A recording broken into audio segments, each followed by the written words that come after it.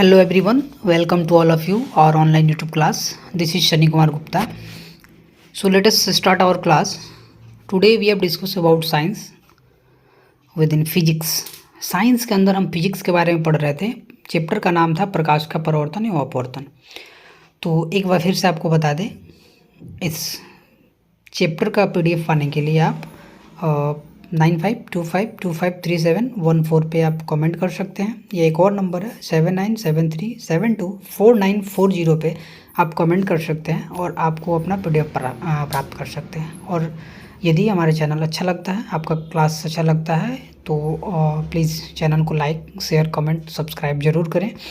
तो आज फिर हम स्टार्ट करते हैं आज का क्लास. अब जैसे हम लोग पढ़ लिए थे, प्रकाश के परावर्तन पढ़ लिए थे, उसका उपयोग पढ़ लिए थे, दर्पण का उपयोग पढ़ लिए थे, उत्तल दर्पण का उपयोग, अवतल दर्पण का उपयोग पढ़ लिए थे. अब नेक्स्ट पढ़ते हैं, आपको आगे पढ़ते हैं. हमको आज पढ़ना है कि प्रकाश का अपवर्तन. देखिए, जैसे हम क्वेश्चन पढ़े थे ना, प्रकाश के परावर्तन से आप क्या समझते हैं, वैसे ही पढ़ेंगे प्रकाश के अपवर्तन से क्या समझते हैं. प्रकाश के परावर्तन में आप क्या पढ़े थे कि किसी माध्यम से आने वाली प्रकाश की किरण दर्पण से टकराने के बाद उसी माध्यम में रिटर्न हो जाती है. तो इस परिघटना को हम क्या कहते हैं, प्रकाश का परावर्तन कहते हैं. इसमें क्या था, आपका दो नियम था. एक प्रकाश का परावर्तन, परावर्तित किरण, आपतित किरण और अभिलंब, तीनों एक ही तल पे होते थे. दूसरा क्या था, आपतन बिंदु और परावर्तन बिंदु क्या थे, आपतन कोण और परावर्तन कोण क्या होते थे, इक्वल, यानी कि angle I is equal to angle R होते हैं. ये समझ में आया था. अब उसी तरह हम पढ़ेंगे प्रकाश के अपवर्तन. अब प्रकाश के अपवर्तन में क्या होता है, तो वो देखिए हम पढ़ते हैं प्रकाश के अपवर्तन.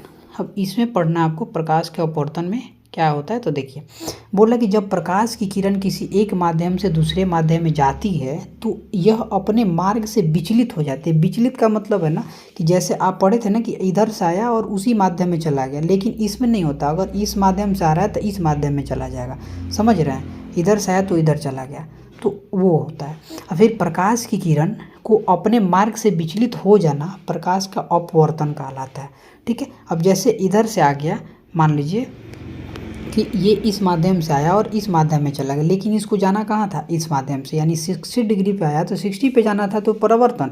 और 60 पे आया और 30 पे मान लीजिए चला गया या 80 पे चला गया, रिटर्न चला गया, तो वो हो गया आपको अपवर्तन. समझ गए. तो प्रकाश का अपवर्तन सिर्फ पारदर्शी वस्तुओं के साथ ही होता है, जैसे कि शीशा, वायु, जल. मतलब क्या होता है कि वैसी पदार्थ जो